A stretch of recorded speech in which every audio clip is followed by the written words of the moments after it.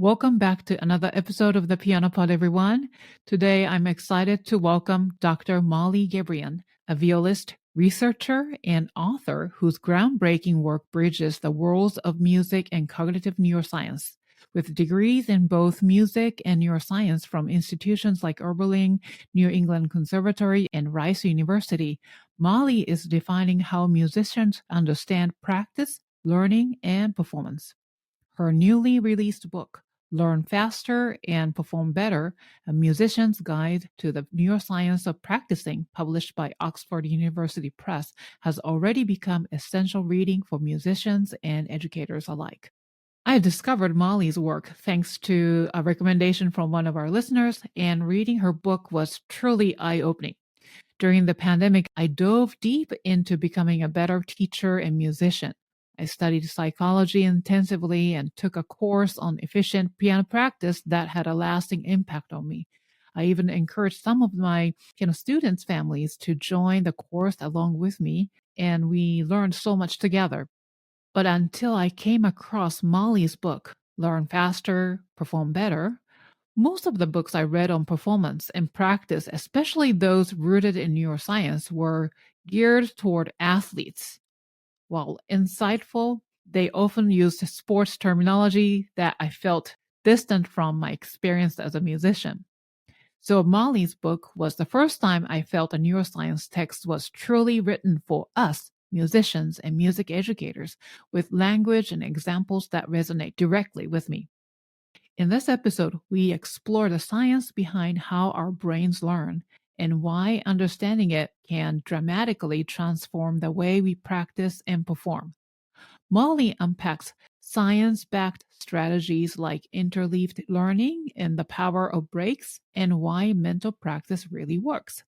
We also talk about performance pressure, bad habits, burnout, and how to practice in a way that's not only more effective, but more joyful and sustainable. Before we begin, a quick update. Every Friday or every other Friday, I post a new blog entry on Substack where I reflect on creativity, life as a classical musician, music educator, and behind-the-scenes stories from the Piano Pod. You can find it at thepianopod.substack.com. I'd love for you to join me there. Now, let's get into this eye-opening conversation with Dr. Molly Gebrian. Please enjoy the show.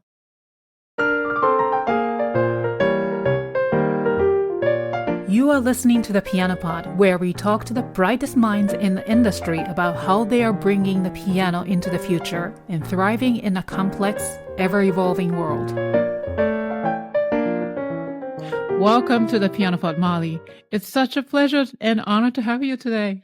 Thank you so much for having me. I'm really looking forward to this. Oh yeah, same here. I've been really looking forward to it. So I first discovered your work thanks to one of our wonderful listeners who recommended your book, Learn Faster, Perform Better, A Musician's Guide to the Neuroscience of Practicing. Excellent book. Thank you so much. Oh yeah. The moment I started reading, I understood why, they were so enthusiastic. And your book is truly an essential guide for musicians and music educators specifically alike. And then what struck me the most was how rare it is to find a neuroscience theme or topic book written specifically for musicians. You know what I mean? I agree. And I mean, that's why I wrote it, because that doesn't really exist. And I've been talking about these topics for decades at this point. Gosh, that's a long time. But people often ask, is there a book I can read about this? And I've always been like, well, not really, actually. So I was like, well, I need to write one. It's a really guideline to, or like an introductory thing for many musicians, what exactly is neuroscience and how we can use this information to our daily practice and performance, right? Right. Yeah, exactly. I mean, I think as a teacher, I think it's really important that we understand how our brains learn, because that's what you're doing as a teacher, right? And as a musician, we spend so much time on our own in the practice room trying to improve. And if you understand how your brain works, then you can do that much more efficiently. And yeah, I think that's all of our goals, right? Like practice efficiently and get better. Right, right. But even then, practice efficiently, I don't think a lot of musicians understand that, I you know, agree. I agree. because most of us believe in, I need to practice 3 hours back to back, Yeah. like lock ourselves in. Still that mindset, no? Yeah, agreed. Yeah, Yeah. yeah. And it's just, yeah, I mean, the mindset, especially in classical music, of you need to practice as many hours as you can possibly cram in the day. And you need to practice for as long as you can possibly tolerate it, like 3 hours, 4 hours at a time, right? And that's just like so not how the brain works. That's so not what the research shows. And so I'm very happy to help dispel those myths, because it's just not how it works. Oh, yeah. Well, thank you. And then I don't think even educators, we don't know specifically how to help students, Right. because we are not taught that way. Exactly. Right. And that also switching the gear means switching all the methods, which means it really takes a long time to readjust yourself.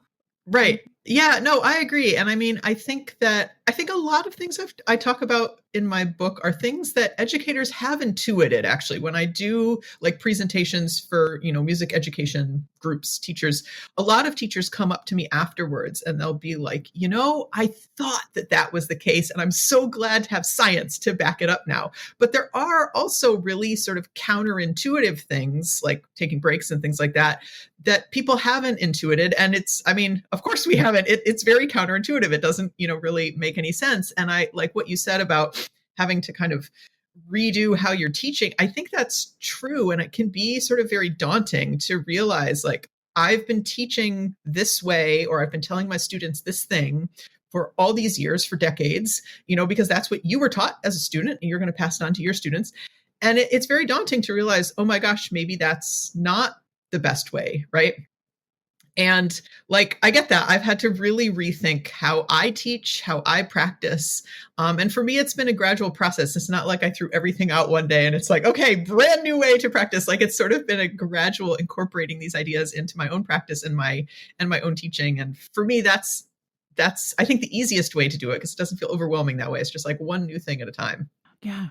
Wow. I'm so thrilled that we can really dig deeper into that. And but I truly enjoy the book because it was, once again, written for musicians, because I've read, just like you, neuroscience related books, but they're all spoken to athletes. Right. And I'm far remote from that. Same. Okay. So as I'm reading, it's interesting, right? And Right. you can sort of relate to it, but in the middle, all the jargon. Yeah. I'm like, I don't understand all the terminologies that they use for sports, for example, exactly. like baseball and then football. So I'm like, oh, I just can't keep going. Right. So I had to, in the middle of the book, I have to close the book and then move on to something else. Does that Right. No, I agree. I mean, there's a lot of great information out there that hasn't been applied specifically to musicians, right? Like, it's applied to athletes, or it's applied sort of just like generally to people, because I mean, all this stuff does apply generally to people, and it applies to athletes. But it can be, the jargon can be really hard to get past. It's definitely a barrier to understanding, and it can be hard to see, okay, they're talking about, thus and such practice method in an athlete for, their sports practices. It can be hard to see, okay, what does that mean though for me as a musician? Because what we do can feel very different. And, everything I talk about in my book in terms of specific practice strategies for musicians are things that I really had to, take the research and be like, okay, what does this mean for me as a musician? And try it out on myself first. Like, every single thing I talk about in the book, I have used for years in my own practicing to make sure it works, right? And I had to do a lot of experimenting. Like, okay, the research says this. Let's try something in practice to see, how it works. I tell my students that I experiment on them all the time, right? That something works for me in my own practice. And so I'll bring it into a lesson and see, like, does this work for this student? And I'm very open with them in lessons. And very often I say, okay, let's do an experiment. I want you to try X, Y, Z, and we're gonna see if this works, right? And so, I mean, it's been a lot of thinking on my end of how does this actually apply to musicians, but then also experimenting and trying it out and just seeing, like, what works, what doesn't work. Yeah. Wow. So with that in mind, let's talk about neuroscience. So Yes. there's a lot of myth around it. And then I asked my audience if they have any questions to you, and then I received several. But some of the questions are sort of like a line between psychology and then neuroscience. They are all confused, right? Yeah. So let's make it clear. What exactly is neuroscience? Yeah, neuroscience is the study of the brain and the nervous system and how the brain works and how the brain operates. Psychology is the study of like human behavior, basically, like how we are in the world and how we act. There is a lot more overlap between neuroscience and psychology than there used to be, right? And some of the things I talk about in my book are, I would say, fall into the realm of neuroscience. Like, this is what your brain is doing when XYZ. Other things very much fall into the category of psychology. It's not talking about brains at all. It's talking about human behavior. And then a lot of it is an overlap. It's like, okay, we see this behavior in humans. This is what's going on in the brain, like behind that behavior, essentially driving that behavior. So yeah, there's a lot of overlap in the field these days, but that is the distinction: the study of the brain, study of behavior. Makes sense. Also, neurodiversity came up a lot in the question. So, but can you clarify your area of expertise? Sure. Yeah. And I'll also clarify two words, because I think a lot of people get confused between the word neurodiversity and neurodivergence. So humans are neurodiverse. That means our brains are all different from each other, just like we are hair color diverse, right? Everybody has a different color of hair. Everybody's brain is kind of different. So that's what neurodiversity means, that there's just diversity in how our brains work. Neurodivergence is someone that's neurodivergent, has a brain that works in a different way from the majority, let's say. Just like people who have red hair have a different hair color than the majority of the population. And actually, when I wrote the book, I didn't know very much about neurodivergence. And usually when people use that word, they mean ADHD and autism, although many things fall under the umbrella of neurodivergence. I wrote the book in 2021. It takes a long time to get a book published. I discovered since that time, I have actually learned a lot more about specifically ADHD and autism. It is not my area of expertise. That being said, it is sort of one of the next areas that I'm looking into very carefully for my own teaching, for my own understanding. I've had a lot of neurodivergent students. I've learned a lot from reading. I've done a lot of reading since 2021. I've learned a lot from personal experience working with students, all sorts of things. So I know much more than when I wrote the book on neurodivergence, but it is not, I definitely wouldn't say I'm an expert. Wow. It's a really fascinating field. Yeah. It's still new. Yes. I mean, and there have been a lot of sort of misconceptions around specifically autism and ADHD, which is usually what people mean when they talk about neurodivergence. Because, yeah, there's just been a lot of stereotypes around, okay, what does ADHD look like? What does autism look like? And we're coming to realize that it's much broader and it's much more diverse than we thought. It's not this narrow way of being. It's also, for a long time, especially autism, been seen as this extremely negative thing that, it's a real, people always talking about curing autism, for instance, and it's not negative. It's just a difference. People who are autistic, their brains operate differently. Their brains take in information from the environment differently. It's not better. It's not worse. It's just different. And we're starting to realize that now. I think as a society, there's more researchers looking into ADHD and autism in particular who are themselves neurodivergent. So they have like personal experience with that rather than neurotypical people coming in and sort of, putting labels and putting things on neurodivergent people that doesn't line up with their actually lived experience. Well, thank you for clarifying. And then I think we have to have another episode talking about neurodivergent, right? Because there's a huge topic. But today, let's focus on the practicing the musical instrument part of neuroscience. Let's do it. Yes, great. So as musicians, our greatest hope is to walk on stage, perform with the same confidence or consistency we experience in the practice room, and with all the hours we invest in preparing, and we simply want our performance to reflect that effort. But why is that so difficult to achieve? That's the $1 million question, right? Yeah. I mean, I think there's so many things that go into preparing for performance. And something that I mean, the biggest game changer for me with bridging that gap of, okay, I sound fine in the practice room and I feel confident, and then I go out on stage and like it's a disaster and it's like, what's happening? The biggest change for me, and the thing that I've seen be a really huge change for my students too, is interleaved practice, which I talk a lot about in the book, which is a specific way of practicing, just in a nutshell, rather than focusing on one thing for a long period of time, that you're constantly switching between different things. Right. And it, on the face of it, that seems like a terrible way to practice. Like, it just seems like very chaotic, like just focus on one thing.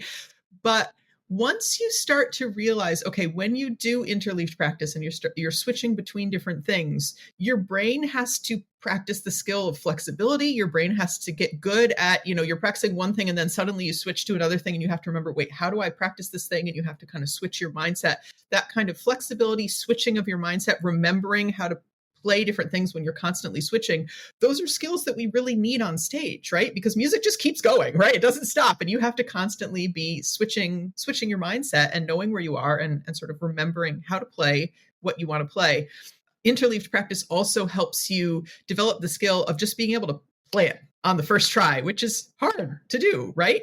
And that's something that often falls apart on stage. How many times have all of us gotten on stage, not played well, and been like, if I could just do that again, that would be so much better if I was given a second chance, right? Because it's much easier to do it a second time when you've just done it. It's really hard to just do it on the first try. And interleaved practice helps that skill too, of just doing it. And so for me, preparing in a different way for playing on stage was a real game changer. I had never really thought, before I learned about interleaved practice, I had never really realized that just because I can play something doesn't necessarily mean I can perform it, that I have to practice performing it. I have to practice the mental skills that I'm going to need on stage. And that is a different thing than being able to play it. And that was a real light bulb moment for me, like, oh, wait, no wonder this isn't going well. I've been working on being able to play it. I've neglected all the mental skills that go into actually performing something. And once I started to practice those mental skills, lo and behold, it felt better on stage. Right. Yeah, I totally understand that. So let's dig into interleaved practice. Sure. I'm familiar with the terminology. I actually took a course by Dr. Noah Kageyama. Yeah. He has this amazing bulletproof musician course. I've been a super fan of his for like ever. Yeah, excellent. And it's so detailed. And when I first tried that, it almost felt like it's still counterintuitive as a musician. Yeah. Yeah, it's really counterintuitive. Right. Because we're so used to. So is it wrong to do blocked practice, which means that this traditional, let's say half an hour for the same section and repeatedly? Right. I mean, I don't want to say wrong because I don't want to make people feel like defensive, but the research is really clear that blocked practice, like doing one thing for half an hour, is really not effective. It's not nearly as effective as constantly switching between things. Because when you do one thing for half an hour, and I practiced that way for decades because that's how I was taught to practice, right? And it seems to make sense. But you get a very strong, psychologists, neuroscience call it an illusion of mastery. When you do one thing for half an hour, you get this very strong illusion that you have mastered it. And you're like, oh yeah, this feels good. This is great. And then you go to your lesson the next day, let's say for students, and you totally bomb. I think everyone's had that experience, right? Of feeling great and then going to their lesson and saying to their teacher, oh my gosh, I'm so sorry. Like, I don't know what's going on right now. Like, I promise I practiced. This sounded so much better yesterday. I think that's a universal experience. And when that happens, that means you fell into that illusion of mastery that you get when you do blocked practice. And so my practice has really changed over the years, even when something's new. Actually, the way I use interleaved versus blocked practice is different based on whether something is new or like close to a performance. But I no longer do like half an hour of one thing, because the research is really clear that if you practice something for a bit and then you take a break from that and then you come back later, and later could even be like 2-3 minutes later. It doesn't have to be like lots later. When the brain gets that reminder, when you've gone away and you come back and then you remind the brain, that's really powerful and that's really helpful for the brain. The analogy I use for this is like when you go to a party and you meet somebody for the first time, they introduce themselves and you promptly forget their name. Everybody does that. Yeah. You're like, oh no, Yeah. what is that person's name? Right. But if like, say, I don't know, 15 minutes later, you hear them introduce themselves to someone else, then you're like, okay. Like you got it in your head now because you've been reminded, right? And so with practicing, like, even if something's brand new and it's really hard and there's a lot of stuff I need to sort out, I'll practice it for like 10, 12-ish minutes, something like that. And then I'll take a little break and I'll practice something else for like 2-3 minutes, just little short something. And then I'll come back to that first thing, do more practice for like 10, 12 minutes, and then do something else for 3-4 minutes. So it is, I mean, I practice in 30-minute blocks of time. In the end, most of that 30 minutes is probably that new thing that I'm starting, but I've broken it up with little snippets of something else. And with experimenting with, interleaving and switching between things, it works a lot better. Things stick with me a lot better. And I don't fall into that illusion of mastery in that it feels good. And then when I come back to it the next day, it's still there. I don't have to redo all my work. Wow. Even the new piece. Yeah. And like, so in the book, I talk a lot in the book with interleaved practice about using it to essentially test performance readiness, right? And that's sort of a different way of using interleaved practice, which is really important and really powerful and works really, really well. When things are brand new, if you switch between things too often, that makes it too hard and your brain everything's new, right? And your brain like can't really hold on to it.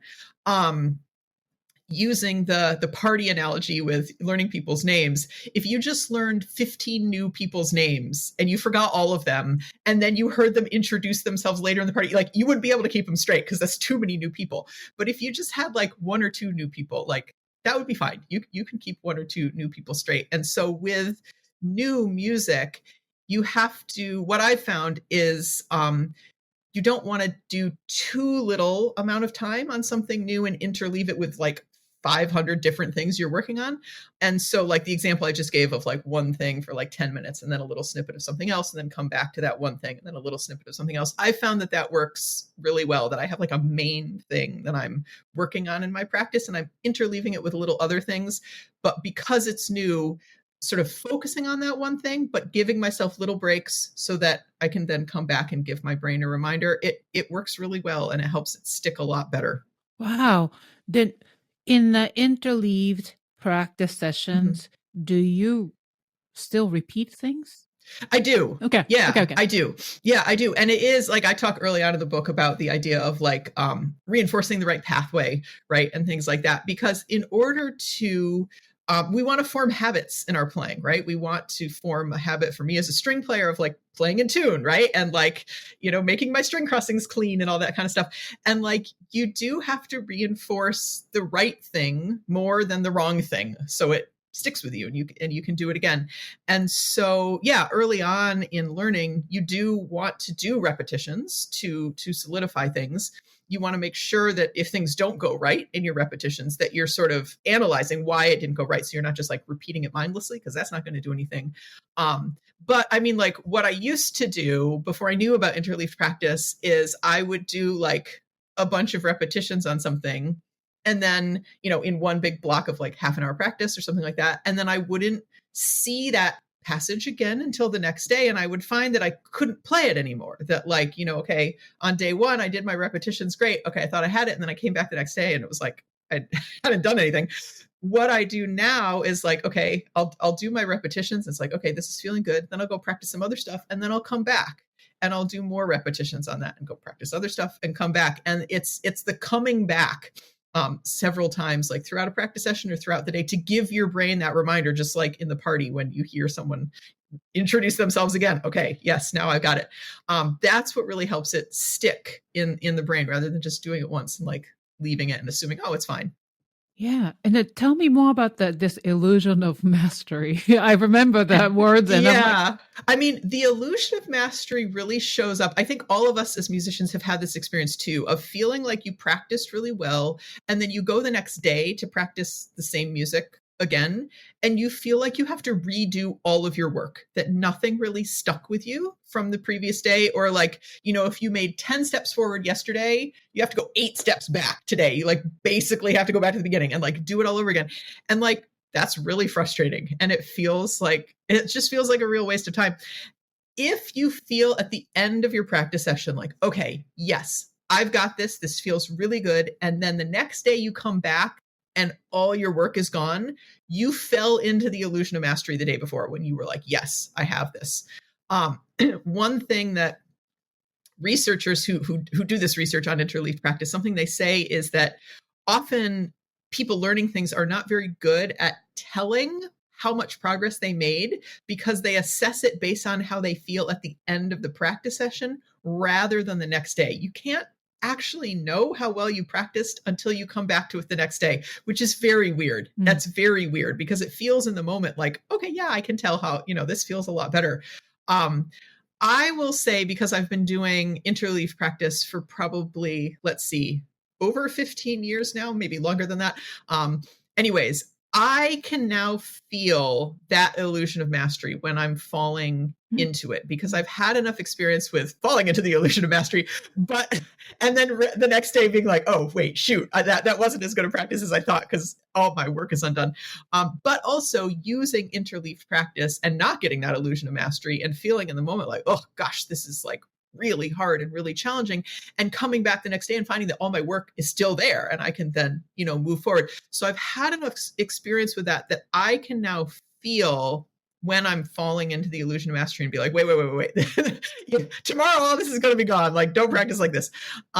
So because most of the time in the research, when people fall into that illusion, they're doing interleaved practice for the very first time, like in that study that they're there for, and they don't have, years and years and years of experience with it. Right. Yeah.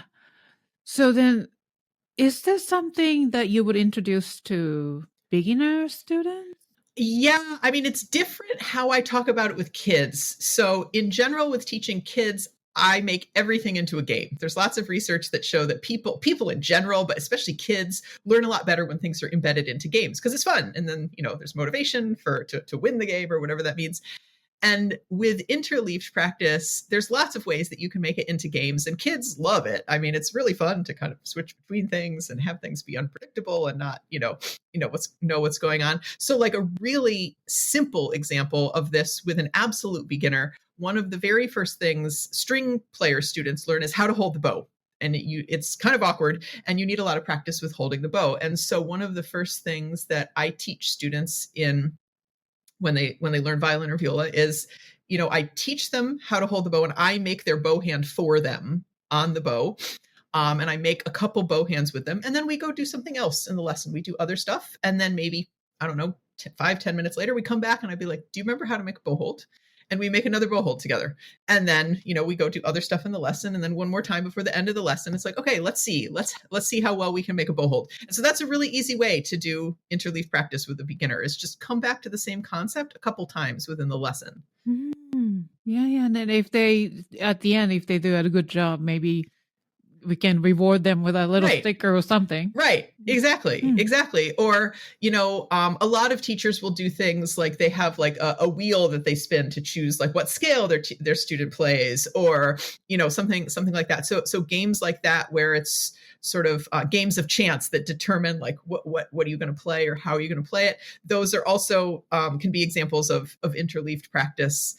So yeah, making things into games is a great way to use it with kids. Okay. Makes sense. And then also keep them more focused rather than, doing the sequence and the predictable. And then toward the end, some of the young ones, they start yawning. And that's a sign of brain is telling them it's like enough is enough, right? Enough is enough. Exactly. Yeah, exactly. Yeah. Wow. Even like, I used to be a little gym junkie, but in those classes where they teach interval sessions rather than doing the same chore, same movements for long period of time. And not only that exhausts physically muscles, but also, you're not using your brain because you're doing the same tasks. So there's no improvement. So I've done this sort of thing, Tabata exercise. that is like 20 seconds of doing this hardcore stuff and then 10 seconds of off. Yeah. You mentioned similar things in the not the interleaved section of the book, but somewhere in the maybe habit formation, so where you talk about those spacing in between. Taking breaks. Can you tell me? Yeah, absolutely. And this is closely related to interleaved practice, because when you're practicing one thing and you go practice something else, you are taking a break from that thing, right? But yeah, there's a lot of research on the importance and the power of breaks, of taking a break. And your example of exercise of 20 seconds on, 10 minutes off is perfect. And basically the way that the brain works, and actually I use an analogy for exercising of muscles. Let's start with that, actually, because often people have experience with like building strength and building muscles. I think anybody who has ever done any kind of strength training knows that you don't actually build muscle. Your muscles don't get stronger in the workout itself, right? Like you don't get stronger while you are lifting the weights. You're creating micro tears in your muscle, and your body repairs those micro tears on your rest day, which is why you don't do like leg day 2 days in a row, right? Because your legs need a day off to rest and repair themselves. And when the muscle repairs itself, it repairs itself stronger. And that's how you actually like build muscle. So with the brain, you don't create micro tears in your brain when you're exercising, but essentially you give input to your brain while you're practicing, just like you give input to the muscles when you're exercising. And it's during breaks that the brain actually does something with that information. It continues to process it. The brain also has to make actual physical changes to itself in order for you to learn something new or get to a higher level of playing or whatever you're doing. And the brain really needs you to take a break in order to make those physical changes. So another analogy I use is road construction, right? If they need to fix the potholes on the road, they can't have people driving on the road when they're trying to fix it. They have to shut it down, fix the road, and then open it back up. And so it's very similar in our brains. When we take a break, then our brain can go in with their construction crew, right? Make the physical changes necessary. And then, after the break, it will feel a lot better. So we as musicians tend not to take enough breaks. And so we're really hampering our brain's ability to do the processing and to do the actual physical changing that it needs. But breaks sound really scary to many musicians. Yeah. Do you know what I mean? I totally do. So a couple more things about breaks. One, I think one of the easiest and least scary ways to incorporate breaks is to start with micro breaks. So breaks of 10 to 15 seconds, because that's really short, right? There's a study that I talk about that came out in 2021, so relatively recently, where they had people learn like a button press sequence on a computer keyboard, and they would practice it for 10 seconds, and then they take a 10-second micro break, and then they practice it for 10 seconds, 10-second micro break, and so on. And what they found was when they analyzed the data, the vast majority of the improvement was due to the breaks, those little micro breaks, not the actual practicing. They also had people hooked up to a brain scanner while they were doing all of this. And they found that during those micro breaks, even though people were just sitting there and like not doing anything, the brain was continuing to replay what they had just practiced 20 times faster. So the brain was doing a super fast forward replay of it. So the brain was continuing to process. And then after that break, they would always come back at a higher level than before they were at the break. And so I didn't know about this before 2021 because that's when the study came out. But since then, I have been using micro breaks a lot in my practicing. So we were talking about doing repetitions. I will, rather than doing a big block of repetitions, I will do 2 or 3 repetitions on something and then take a micro break. I get a sip of water. I always practice in front of a window. So I'll like look outside and spy my neighbors, see what's going on in the neighborhood. And then do 2, 3 more repetitions. And so that has made a huge difference, actually, just those 10, 15 second micro breaks in between repetitions. It really, I don't know, I can feel how much faster things get solidified for me. I can feel how much better they stick with me over time. It's really been amazing. It can be hard to remember to do the micro breaks. But to me, that's like the least scary way because they're so short. But early on in the pandemic, I mean, I'd known this research about breaks for a long time, but I was too scared to try it, right? Because like, if I'm going to take a day, or heaven forbid, like a week off from something like that, no, I'm not going to do that, right? And like But early on in the pandemic, all concerts were canceled, right? Nobody had anything. And I realized, like, okay, this is the perfect opportunity to experiment with this, because if it doesn't work and it backfires and I'm not prepared, it doesn't matter because I don't have any concerts anyway. So I did this huge experiment on myself, like, I think it was like April through June or July 2020. So very early on in the pandemic, essentially experimenting with taking days and weeks off from not practicing in general, but like particular passages. I'd practice them for, several days, and then I take days or weeks off from it. And I am never, ever going back to how I used to practice, which was trying to do everything every day. The breaks just work so much better. I can learn so much faster. Things stick with me so much better. It was kind of, I guess I shouldn't have been surprised because I had read the research and I experienced exactly what the research said, but it truly felt like this magical thing I had discovered of, wait, if I don't practice, I get better faster. But that's exactly what happens. Yeah, but it's almost like, yeah, like help me, sign me up, because I'm all Right. about that, because it's brutal. Like practice becomes such a chore. Yeah. No wonder students don't like to practice Right. if it's so painful. Right. But if we allow ourselves to take a little break, mini break, Right. But sounds like, so you mentioned about those repeats. You Yeah. do whatever the passage, 1, Mhm. 2, 3, and take a mini break and come back 2 more or 3 Mhm. more, however. Mhm. Now, each practice segment has to be sort of perfect, or Yeah. So, I mean, what I'm repeating depends on what I'm working on. So sometimes it's not a passage. Sometimes it's just like 2 notes if I'm working on a shift and I'm trying to get those 2 notes in tune, right? Maybe it's, if we're talking about a passage, maybe there's like a lot of little things within the passage that I have sorted out, and I've done repetitions on each little detail in that passage using the micro breaks the way that we were just talking about. And now I want to see, okay, can I play this whole phrase with everything that I've worked on? I've worked on all the little steps. I know I can do them individually. I know I can play the first half of the phrase fine, and I know I can play the second half of the phrase fine. Now let's put the whole thing together and make sure I can do it. And then sort of doing repetitions on that. And also being very clear with myself, like, what counts as a successful repetition, right? So, and I think especially with kids, that's really important as a teacher to be like, okay, what actually counts? What are we working on right now? And so for instance, if I'm working on a shift, maybe what counts is that I get the note in tune with no adjusting, but I'm not concerned at all with rhythm right now. I'm just trying to play in tune, and so it doesn't matter what the speed is or whether the rhythm is right. Once I can play it in tune, okay, maybe now my next step is to do it in rhythm or to do it, closer to the speed or something like that. So just being clear with yourself, like, what counts right now. Okay, makes sense. Yeah, but in order for students to understand what counts, so they definitely need a constant monitor and instructions from whether that is teacher or parents.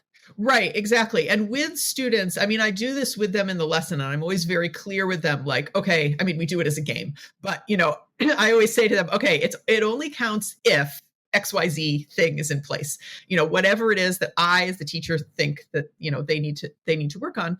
And sometimes it's sort of layering of things, like, okay, it counts this time if your bow hand is good. Now it only counts if your bow hand's good and your posture's good or something like that. You sort of layer things on. But then with practicing at home, I'll tell them, okay, I want you to play this game at home with your practice parent, whoever that is, or whoever's practicing with them. And I'm very clear with, okay, this is what counts when you're playing the game at home. If you do this, it counts. But if you don't do this, it doesn't count. So students have a really clear metric. And depending on the age of the student, like, it will be a conversation between me and them. Like, what do you think should count when you do this, at home? Helping them develop that skill of sort of self-assessment and being able to tell if they're playing something well or not. And usually students want to be way more strict with themselves than, I would necessarily want to be at that stage, because they want to challenge themselves, which is awesome, to see that they want to sort of hold themselves to that higher standard. And so sometimes it's like, okay, well, maybe the first step of your game is this, and then the second step of your game is this, because if you do too much at once, then it's going to overload the brain, and then everybody's going to be frustrated. Wow, this is really groundbreaking of practicing from interleaved practice to taking breaks. So in terms of breaks. Yeah. You also mentioned about sleep. Yes. And interesting how the sleep pattern, how it goes. There's like a period where we dream, and then that's when we are blinking. The eyes are moving around. Right, Yeah. as a movie. Okay, back, Yeah. but yes, it's back of our eyes. And then, but those period where you're not dreaming, and that's when you are actually observing everything you learn, something like that. Am I correct? Well, the brain does a lot of stuff when we're sleeping. And one of the things it does is it kind of consolidates and continues to process what we've learned during the day. And different types of information are kind of handled differently in the brain, like muscle memory information, how you do something is sort of handled differently than what's called declarative memory information. So like memory for facts or something. So if you learned like a bunch of facts in school and then you went to your piano lesson and you learned, a new skill on piano, like those are different skills in the brain, and the brain kind of handles them a little bit differently, and it consolidates and processes them differently during sleep. It's not really important, really, what the differences are. The important thing is getting enough sleep is really important. So the brain can process everything fully and sort of consolidate everything fully. And we know that when people learn something, say on day one, and they get enough sleep that night, they'll be at a much higher level of skill the next day. There's this huge jump in performance the next day, which is so cool. It's like magic. Like you just sleep and now you're suddenly like way better. Whereas if people don't get enough sleep, you don't sort of get that huge jump, and your learning is sort of stopped, essentially, that you don't continue to move forward. You see the same thing with naps too, that if someone learns something and then takes a nap, they'll get a boost in their performance following the nap versus just like staying awake and going about their day. Wow. So are you all for naps? I am, although I never ever take a nap myself, because most of the time it's not like, what am I going to do? Curl up on the floor of my studio at school? Like, most of the time it's not really practical to take a nap. But some people love napping, and they frequently take naps, and they kind of feel bad about it, or like they're being lazy, and that's like the total opposite. Naps are great. If anybody listening is a napper, like keep taking naps. Or if you wish you could nap, you just felt like, oh, that's lazy, I shouldn't take a nap. Like, no, go take a nap. It's a really, really, really great thing to do, especially after practicing. Really? Wow. Honestly, I do sometimes take naps, short ones, just because I'm a really early morning person. I mean, I wake up really early, like 5:30. Then, afterwards, then by the time after lunch hit, I've been working for a long time. Yeah. I mean, 6 a.m. till 12 p.m. 6 Right. hours. I've already worked for something, right? Right. Either whether that is practice. Then I need a little booster. Definitely. But I don't want to drink coffee. No. Yeah. Go take a nap. That's a great thing to do. Yeah. So what I do is not on the bed, because I just want a little quick booster. So maybe on the couch, or not even laying down, but just to close my eyes. And but it really helps me. It really helps. And what the research has shown is like even very short naps are really beneficial. And even if you don't fall asleep, even if you just sit with your eyes closed, that's really beneficial too. It like you've discovered, like it gives you sort of an energy boost, right? But it really helps your brain. It enhances learning. So yeah, that's a great thing to do. Wow. I'm glad I confessed. Yeah. But I don't have to feel ashamed, right? No, don't feel ashamed. It's like the perfect thing to do. Correct. The Piano Pod is now on Substack. If you're wondering, Substack is an all-in-one platform where creators like me can connect directly with you, share exclusive content, and build a thriving community. By subscribing, you'll get a behind-the-scenes updates, early access to new episodes, and special perks designed just for our audience. Your Substack subscription helps us create more of these meaningful conversations and support initiatives that uplift the classical music community. So join us on Substack and be part of this journey. Please go to thepianopod.substack.com/subscribe or click the link in the description to subscribe today. Thank you for your support, and I look forward to sharing more joyous and meaningful experiences with you on the Piano Pod. Let's talk about habit. Let's talk about it. Why is it so hard to get rid of the bad habits? Yes. Yeah, exactly. So bad habits, I think we've all experienced this as musicians, right? As teachers, helping students get rid of bad habits and ourselves getting rid of bad habits. And there's a couple of reasons why bad habits are so hard to get rid of. One is that when you've done something a lot, the pathway in the brain that kind of supports that skill or that behavior has become really well myelinated. I think a lot of people have heard about myelination, but basically the neurons that are involved in communicating for you to do that skill, they get wrapped up in something called myelin, which is just a layer of fat that allows the neurons to communicate more effectively, essentially.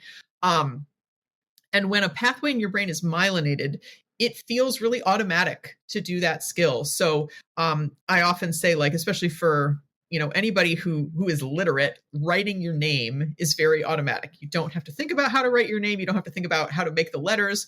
But if you have any like small children in your lives who are just learning how to write, it's really hard for them. They really have to concentrate on it. They might make the letters backwards, right? Because that pathway is not myelinated for them yet. So it's a really sort of effortful, conscious process that they really have to think about. But once that pathway is myelinated, you just do it. You don't even think. You just, it would be kind of ridiculous as an adult to think, wait, how do I make this letter, right? Like, you don't have to do that. And so when you have a bad habit, it's myelinated, just like the pathway that's been myelinated for writing your name. And so I mean, can you imagine writing your name and someday somebody comes in and tells you you've been making one of the letters backwards your entire life? And you have to learn how to not do that. Like, you can feel how hard that would be to suddenly make a letter a different way. Even if it was not difficult to do it the other way, you'd really have to think about it because you just automatically write your name how you'd always written your name. And so with bad habits, they just happen automatically, like without thinking about it.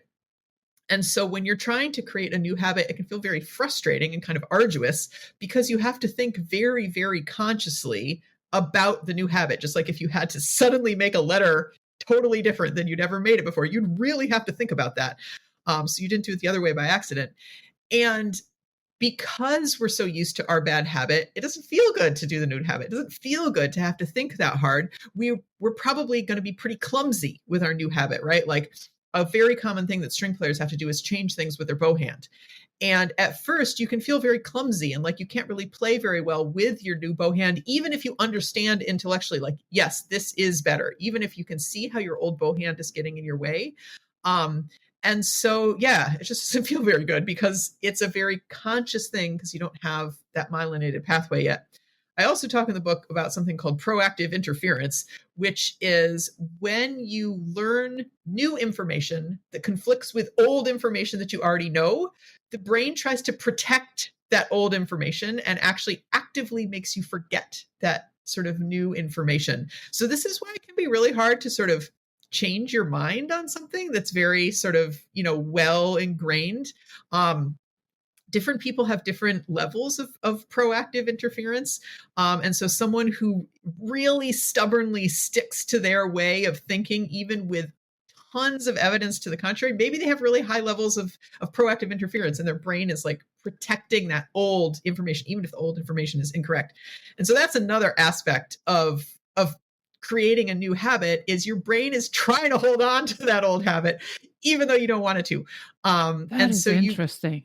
Yeah. And so that, I mean, I think that can help people, one, give themselves more compassion when they're trying to create a new habit, because, even if you see very clearly how your old habit is holding you back, even if the old habit is causing pain in the case of like an injury or something, even if it's exceptionally clear to you, this habit, I do not want this anymore, it's still really hard to change. And I think if you understand the myelination thing and the proactive interference thing, that can give yourself more compassion about why it's so hard to do that. I think it can also help teachers understand why it can be so hard for students to change. I think as teachers, it's really easy to sort of look at a student who has a bad habit, and you as the teacher have pointed it out 500 times. The student says they understand, they can do the new habit, and it just seems like they're stubborn or they're not practicing or they're not paying attention. And it's like, maybe, but more likely they are working on it, and their brain is just, doing what brains do and protecting the old information. Yeah, but explaining that from the neuroscientific way, it just makes sense. Oh, how Right. human that is, right? How human it is. Exactly. And I think that, I had to get rid of a lot of old bad habits in my playing that were causing injury. So I've been through it myself. I've taken a lot of students through that process of changing habits in their playing. And I think it's important as a teacher to acknowledge that, this is frustrating, and this is a process that isn't quick and it isn't easy, but you can do it. I think a lot of students often think something is wrong with them when they can't change their habit, instantly. It's like, well, that's not how the brain works, and understanding from a teacher's perspective, how long does this actually take? And sort of, when, for instance, if I'm helping a student with a bad habit, and I see them playing with their old habit, but then they catch themselves and they fix it, making sure to point that out and celebrate that and be like, what you just did, that was awesome. Every time you catch that old habit and you fix it and you make, you do the new habit instead, you're making it easier for your brain to do that the next time. And so helping them approach it from a celebration standpoint rather than a why are you still doing this old habit standpoint. Yeah. Yes, I know that language, we have to be careful, right? Right. Also, because, and then the old way of teaching, or probably from my generation, if you are keep making the same mistakes, or keeping the old habits, oh, you're just simply not talented or good enough. Right. But that's a soapbox issue for me, though. The word talent, I could talk all day about that. Yeah, because you're right that it's a very old-fashioned view that, if a student can't do something well, they're not talented.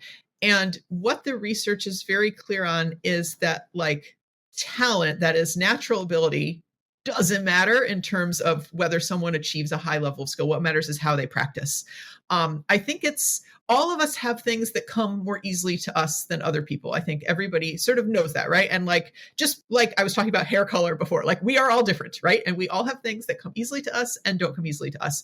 And I think for a long time, it was thought that if something doesn't come easily to you, therefore you cannot learn to do it at a high level. And that's just simply not true at all.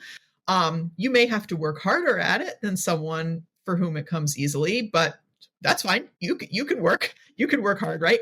And just because something comes easily to you, if you don't work at it, you're not going to achieve a high level of skill, right?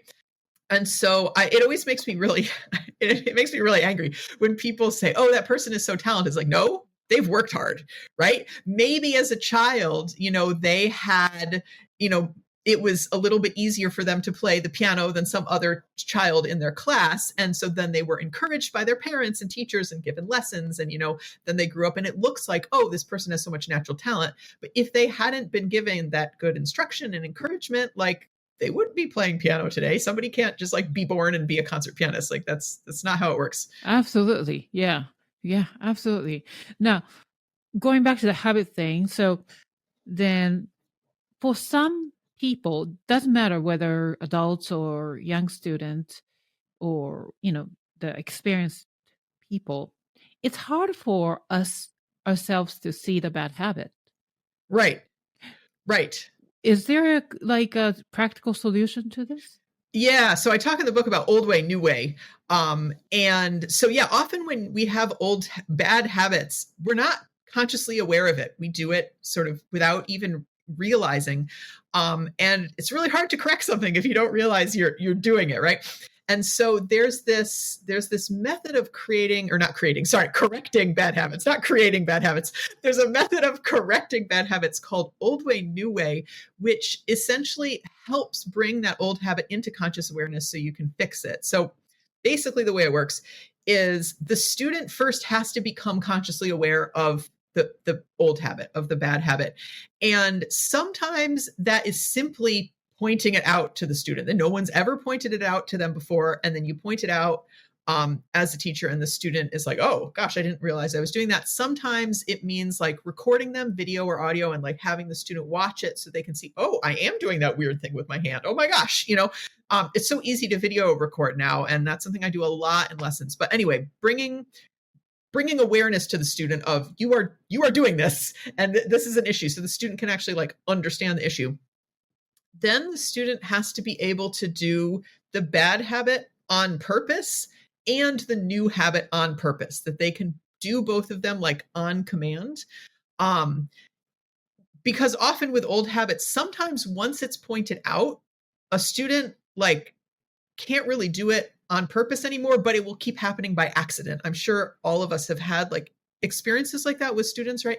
And so the student needs to be able to recreate the bad habit and be able to do the new habit. And so once they can do that, and often it takes a lot of help from the teacher, obviously, to help be able to do that.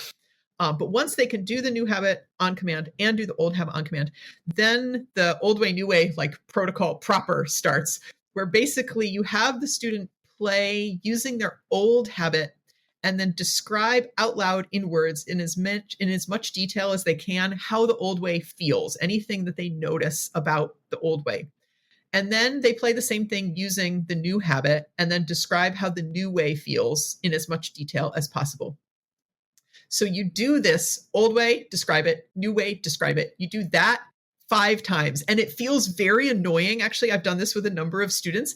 After a student has described it like 2 or 3 times, it's like, why do I have to keep describing this? I just described this to you.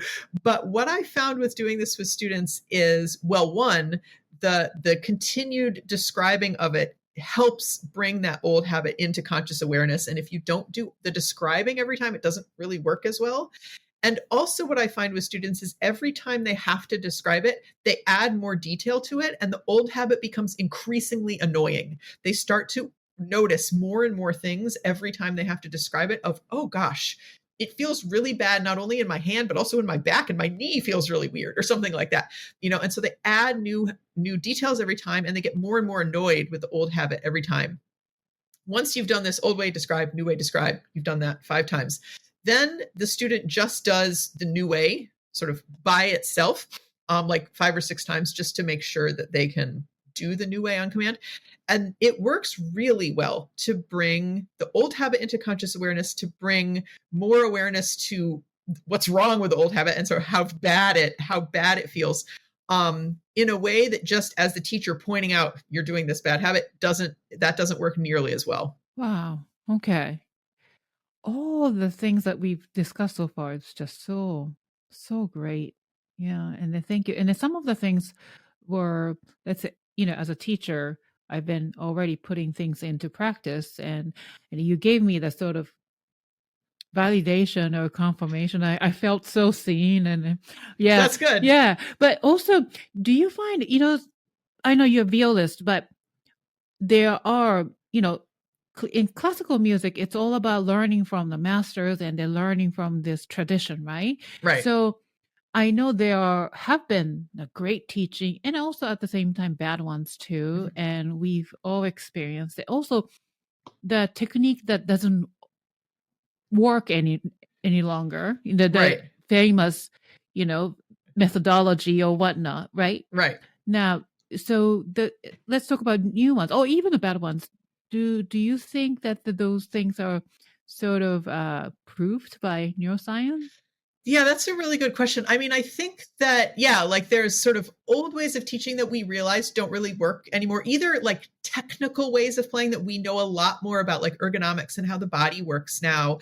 And I think I'm sure this is true in piano playing. It's definitely true in string playing, that there's like these old fashioned ways of physically playing the instrument that people played well in spite of playing that way rather than because they were playing that way. And I think for many generations, it was seen as the other way around. Like, okay, this famous person did this with their bow arm and they sounded amazing. Therefore, that must be how you play. And now knowing what we know better about how the body works, it's like, no, you don't want to do that with your bow arm. That's like, you can play that way, but there's a way better way to play that's going to be a lot easier. And that's the same thing with like old-fashioned teaching methods. Like, people learned how to play in spite of those poor teaching methods, not because of them. And now that we know more about how the brain works and how people learn, we can see, okay, that's, those are not good teaching methods. That being said, a lot of great teachers over the generations have intuited a lot of things that science has discovered, right? And so it's really great to have that sort of scientific validation of like, yes, this is effective. What teachers have intuited, what they've noticed with their students and with themselves is correct. And here is evidence from scientific research that this does work. Carry on, because that's a good thing to do. Yeah. Wow. So that's why I've been enjoying reading this book. And then, as you can see, I have so many sticky notes. Wow, that's impressive. Yes. They're very colorful. Yeah. I love it. Oh, yeah. And then, sorry, I spilled some tea on it. So but I have to get an actual copy rather than downloading because I wanted to do this. I miss doing these. So right, I'm a physical book person too. Ebooks like don't feel real to me. I need like the actual like physical book. I know, and the folding the corner, that sort of thing. So, anyway, so you also talk about memory. Now, memory thing is a big thing in our especially for pianists. Especially for pianists, yes, because we are supposed to be memorizing everything. Right. Now, the memory, let's talk about memory slips, right? So it comes in the different shapes and sizes. So now there is a total blackout on concert stage. And then, or some of the kids, they do starting from the wrong octaves. So, this little kid, she's supposed to be playing this little cute song and then starting 2 octaves lower for some reason. It's sounding so horrible. So adorable, but oh my goodness. Right. Or starting with somewhat sounding like the piece, but there's a disconnect happens in the brain, and then just disconnect between aural and the motor thing, and you can't move your fingers the way you want, and that sort of thing. Or maybe also starting somewhat normal and it ended up like an atonal, and it was supposed to be Mozart, right? Right. So tell me, what sort of memory types in? So there's many different types of memory in the brain, and they all work together so seamlessly that we experience it as one like unitary thing. Like people will say like, I have a bad memory, I have a good memory, but they are actually separate memory types. And we know that they're separate because they can be damaged separately. Like people that have a stroke or something that have some sort of brain damage, they can have one type of memory totally damaged and not there at all, and other types of memory completely intact. So that's how we know that they are actually separate things. And when we play music from memory, we're relying on a bunch of different memory types. And like your examples that you gave, like one very important memory type that we use when we perform is muscle memory, right? What does it feel like? And so somebody that's like, suddenly like blacks out or blanks totally, or, becomes atonal, like maybe their muscle memory isn't very strong and they don't remember like how to play it, what it should feel like to play. Another type is our aural memory. What does it sound like to play, right? And so if somebody like forgets how it goes, that's really hard. It's really hard to play it if you don't know how it goes. And then another important type of memory when we're playing is what's known as declarative memory. So in the case of music, your memory for like the actual notes and rhythms that are on the page. So declarative memory broadly is like memory that you can like tell to someone, like facts or like events that sort of happen to you, that kind of thing. And so like with music, you could tell someone what the notes and rhythms are supposed to be sort of on the page. And all of us have one of these that's stronger for us. Many people it's muscle memory, many people it's aural memory. For me, it's definitely muscle memory, no question. And especially as kids, we tend to rely on the one that is our strong suit. We don't even realize there's these different types of memory, right? Whichever one is strongest for us, that's what we rely on in a performance.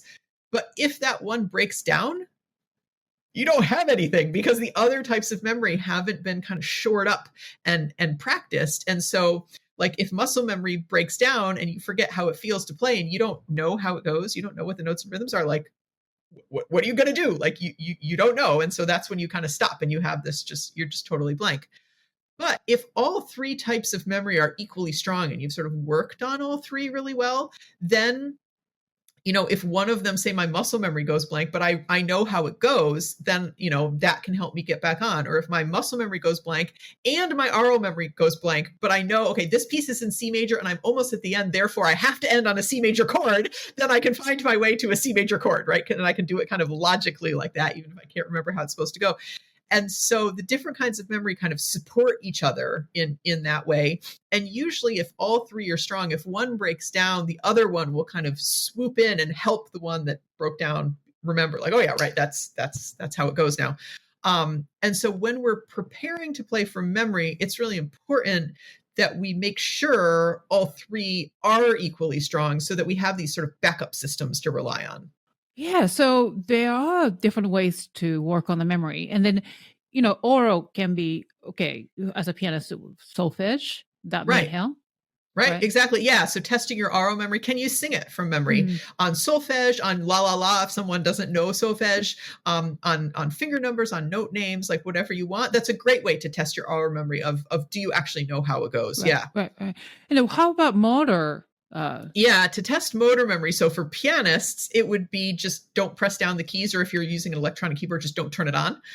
So there is no sound. So because often people who have a strong aural memory but a weak muscle memory, they're relying on the feedback from the instrument to tell them whether they're playing it correctly, right? And if that feedback from the instrument is gone and there's no sound, they have no idea what they're playing, but that means the muscle memory is really weak. You should be able to play no problem with no sound and know that you're playing it correctly or not.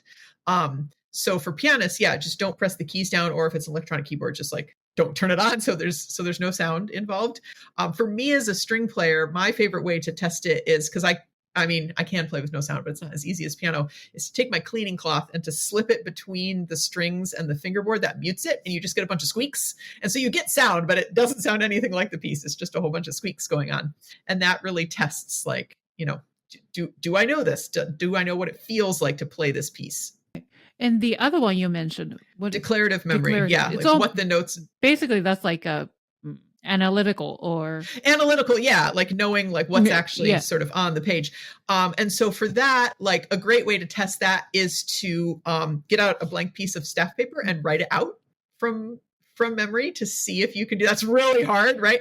But when the actual notes, the actual rhythms, like key signature, time signature, dynamics, like everything you can remember, like write it out from memory. That's often quite challenging for people, but it can really show you where you have blank spots in your memory, right? I had a student doing this once, and the piece was in 3/4, and it was just like, it was a piece by Bach, and it was just like straight eighth notes. It was a Courant by Bach. It was just straight eighth notes. And this student got to one measure, and there were only 4 eighth notes in the bar. And they were like, well, clearly something is missing because there need to be 6 here, and they didn't realize that there was this sort of black hole, is what I call it, in that measure where they didn't know what it was. And so that it can really show you where you don't really know. For students that maybe don't read music or, have learned it by ear and they can't write it out on staff paper, writing out like the names of the notes or the finger numbers or something like that, but like writing it down in some way, not necessarily using musical notation, that's another way to do it. Okay. Now, it's challenging. It is. That is challenging. But also, yeah, I think I would have my students say with words. For example, okay, so what does the section A, how does that start? Yeah, and that's great. What key ended up ending the section? Yeah. Yep. And after this section, what's the next section? Tell me in words. Perfect. Yeah, that's a great way to test it too. Okay. Yep. Yeah. Wow. So now let's talk about real world, right? So with all these, then we have to carry into the real world, which is the concert stage or audition, right? Right. Now, retaining quality of work is another challenge that we face. And then, for instance, one of my students who do well, and she does a lot of competitions and so on. So she has to retain this piece of music for over a period of a month, which is, especially for young ones, that's hard. It gets bored, right? The same thing over and over. Then, but there's like a sweet spot where you just learned and then polished and then memory is perfect. And at the same time, there's an edge, you know what I mean? Because it's still new. But then, so the first performance, she does really well, like, but after a number of mock recitals and everything we do. Right. But the second and third performance she has to do with other events, it just loses. Or even the details are gone. Yeah. And even the focus in certain sections is gone. how do we sustain this edginess? Yeah, that's a great question. I think that's something we've all experienced, that it just becomes kind of boring, right? And so there's things that you can do in practice, and then there's things that you can do in performance. So let's talk about the practice first. Okay. So the things that I do, they fall under the category of variable practice. So I think it's easy to think, okay, once you can play it really well, you just have to maintain that. You just have to like keep repeating that because that's how you want to play it. But actually, you're going to maintain it better and it's going to be more interesting if you start playing it in lots of different ways. So for instance, with this student, like once they can play it really, really well, they've given that first performance, when they're practicing in between the next performances, maybe they're going to try to impersonate different pianists and play it sort of in a really different way, trying to sound like different pianists. Or another one of my favorite ones to do is to, I usually won't do a whole piece this way. I'll just do like a phrase or something like that, but play it in lots of different emotions. So as a very simple example, if it's supposed to be happy, maybe I'm going to play it and make it sound angry, which it's not supposed to sound like, but that's a really good challenge, right? Or trying to, impersonate different musicians, play it like different, like animals is something that kids love to do. Like, how would an elephant play this? How would a tiger play this? How would a mouse play this? But playing it in sort of lots of different ways to make it interesting and sort of fresh. You can introduce physical challenges. So for piano, find things to sit on that are the total wrong height, right? And can you play it well when you're like way too low or way too high, or you're sitting on a chair that's kind of like, sideways or something like that. But if you can play it well when there's like physical things going on like that, it's fun to try to do that, but it makes it, easier when you then sort of play it as written. I also like to limit myself to one expressive parameter and see if I can do all of my musical ideas using that expressive parameter only. So for instance, for piano, maybe articulation. You have to show all of your musical ideas just with articulation and nothing else. Or just with the pedaling and nothing else. It's really, really challenging. But it sort of gives you new musical ideas and shows you sort of which technical aspects, because those are technical aspects, right, of realizing musical ideas, like which technical aspects you're neglecting, which technical aspects you could think about with more creativity. And then it makes the piece more interesting. And it makes it harder to play, which is a good challenge once it feels good, because it keeps it on that edge. In terms of things to do in performance, once something feels good, I did this for the very first time in high school by accident. I was playing an audition. I was playing my Bach, and I realized in the middle of the audition, I was like, gosh, this is really boring. Like I'm like doing nothing with my dynamics. I need way more dynamic contrast. And so I started literally improvising dynamics in the audition. I don't know what possessed me to do this. You're so brave.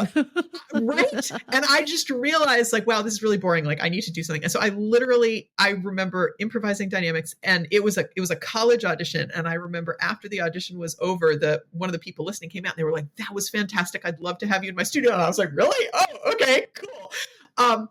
But I've since discovered that works really well in performance for something that is starting to feel stale, that like, I know I can play it. Like, why do I have to play this again? You're kind of getting bored with it.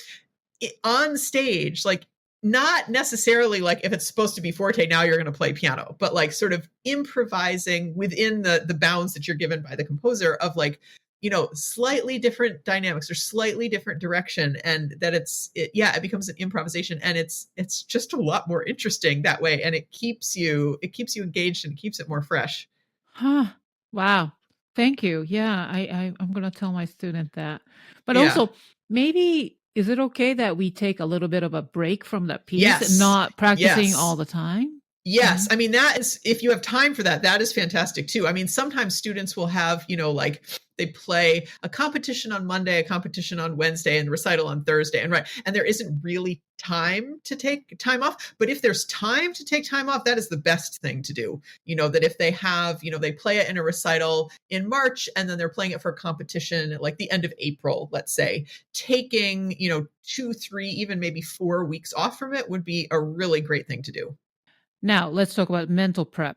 So Yes. this is still a very abstract concept for many of us, Uh-huh. because once again, we feel like at the very last minute, we still have to be in touch with the key Right. or instruments and then just practice like a mad person. Yes. Yeah. That's still the case. So mental prep is something that is the very, very bottom of the list or even non-existence. Right. And it shouldn't be. Mm. But I totally understand that. I mean, I used to have this fear that if I wasn't physically playing my instrument until the moment I walked on stage, I would somehow forget to play the viola between being backstage and walking on stage. Like in that 1 minute, I would forget how to play, which is obviously not the case, but like I definitely understand that fear because I definitely understand that.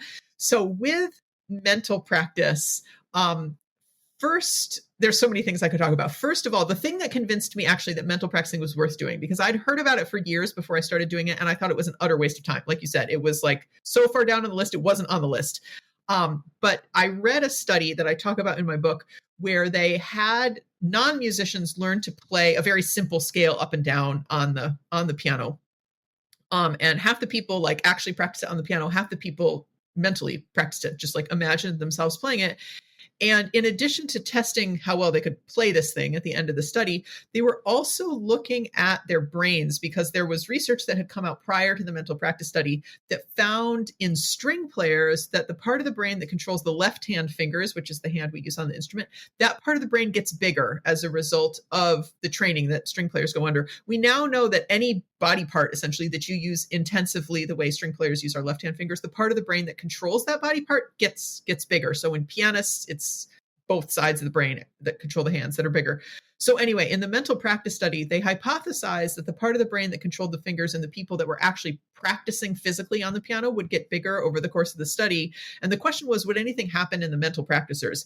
And what they found was, yes, the part of the brain controlling the fingers in the physical practice group got bigger like they thought, but the part of the brain controlling the fingers in the mental practice group got bigger to almost the exact same extent as the physical practicers, which just blew my mind when I read it, because like they changed the actual physical structure of their brain just by thinking about it, right? That is just like, that's just wild to think about, right? Yeah.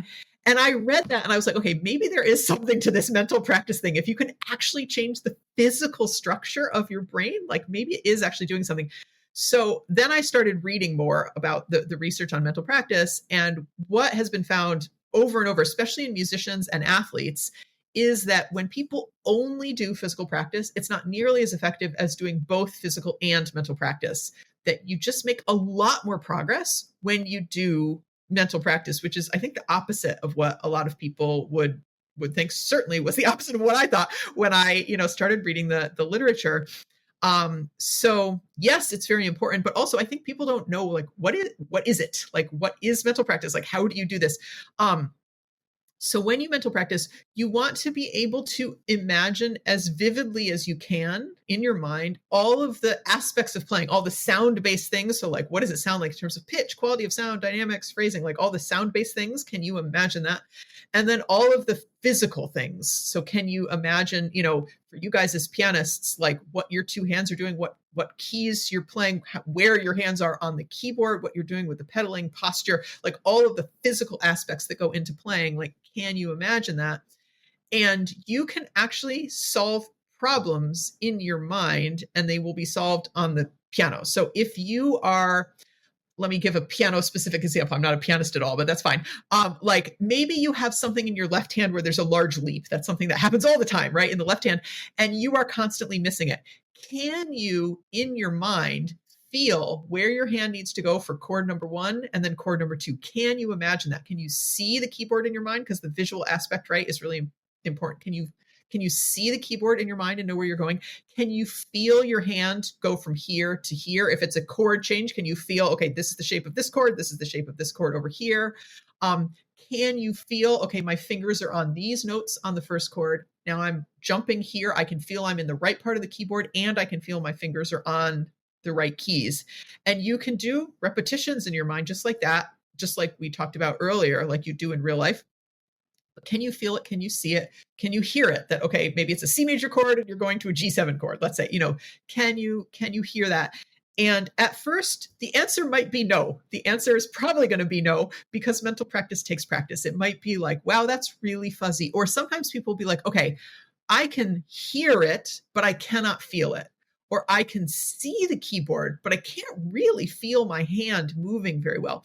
And that's fine. That's normal. The more you try to imagine it, the more you sort of really like focus on trying to feel that thing or hear that thing, it will start to clarify in your mind. I also find that it helps people to go back and forth between the instrument and imagining. So maybe like play chord number 1, play chord number 2, then try to imagine what you just did, then play it again, then try to imagine what you just did. So going back and forth in that way can help clarify it.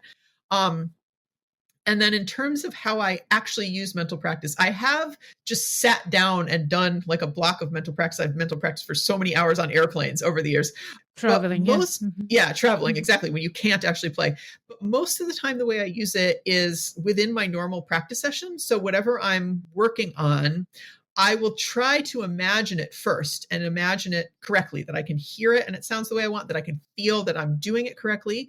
If I can't, and I can tell I'm like making mistakes in my mind, I try to fix it in my mind, like we were just talking about.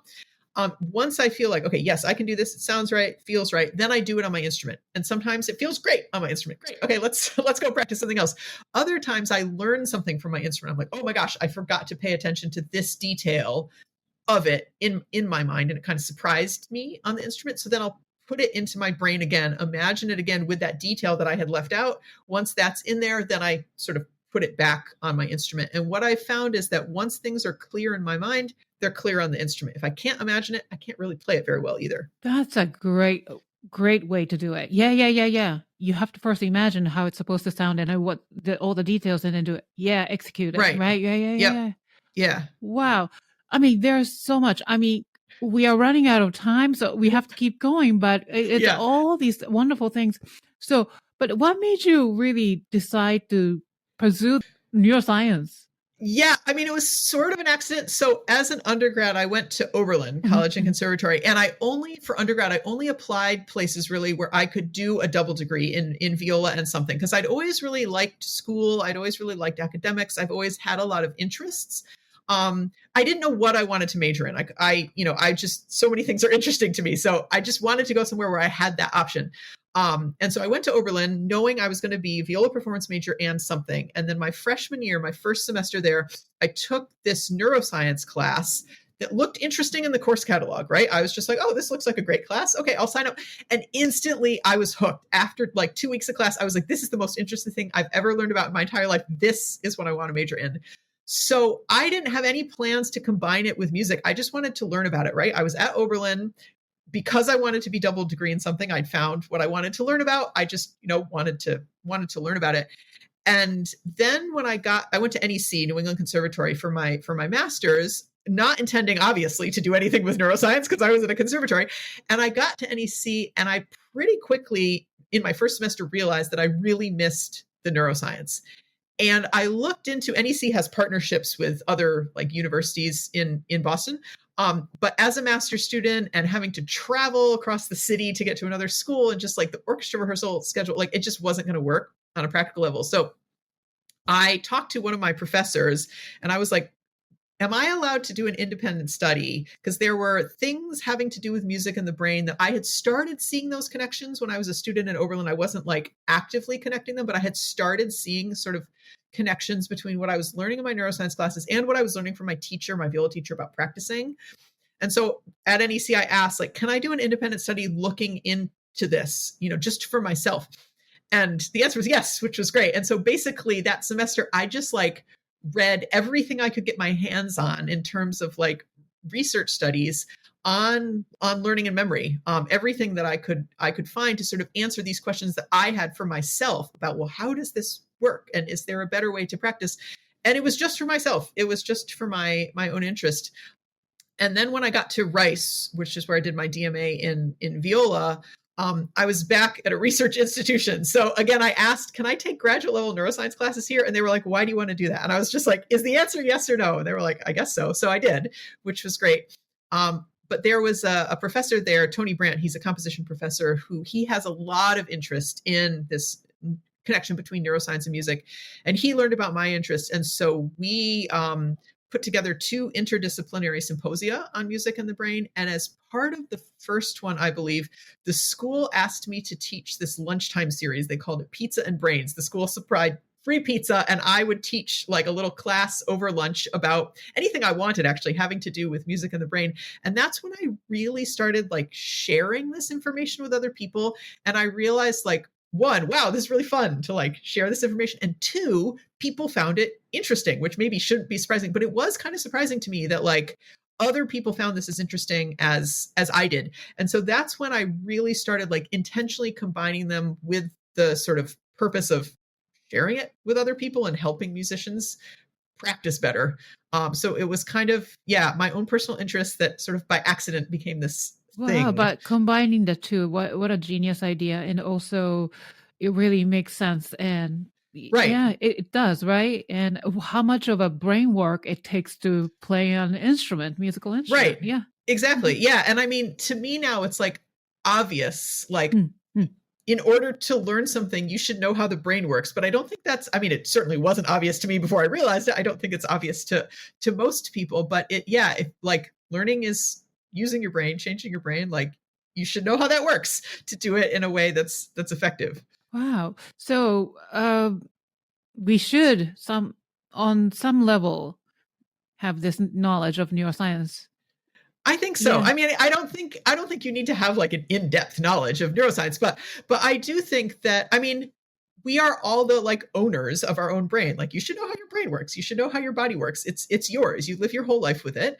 And brains are really complicated. Brains are really amazing. And having sort of a basic understanding of how the brain works, what the brain needs, how the brain learns, I think is really empowering to people, because then they can understand, oh, this is hard for me because XYZ, or just because it's hard doesn't mean I can't do it. It just means, things are hard for people, but the brain is incredibly flexible. You can learn anything, which is just amazing.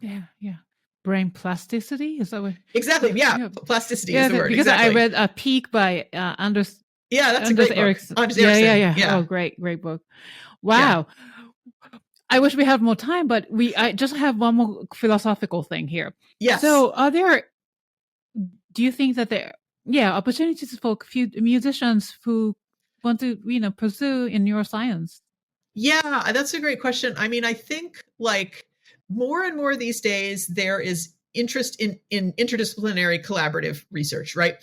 And more these days, research is being done on learning and memory, specifically with music, with musicians and neuroscientists. A lot of the older research, I always felt reading it like they needed to talk to like one musician, because there's some weird things in this paper that like don't make any sense from a musician's perspective. But that seems to be happening more and more, that there's these collaborations sort of going on. The other thing that keeps happening is technology continues to advance. And so we have ways of measuring what the brain is doing that we didn't have before. And so we can ask much more interesting questions. We can get much more interesting answers, because the technology allows us to sort of understand what's going on in a much more precise way than we could earlier, when we didn't have the capability to sort of, measure what's going on inside someone's head. So I think the questions that are being asked now in the sciences around learning and memory in general, and looking at musicians, I think we're asking better questions because we have the technology to answer them, and because more musicians are getting involved in this research and, asking questions that are really of interest to us in terms of our day-to-day lives and practicing. Wonderful. Yeah.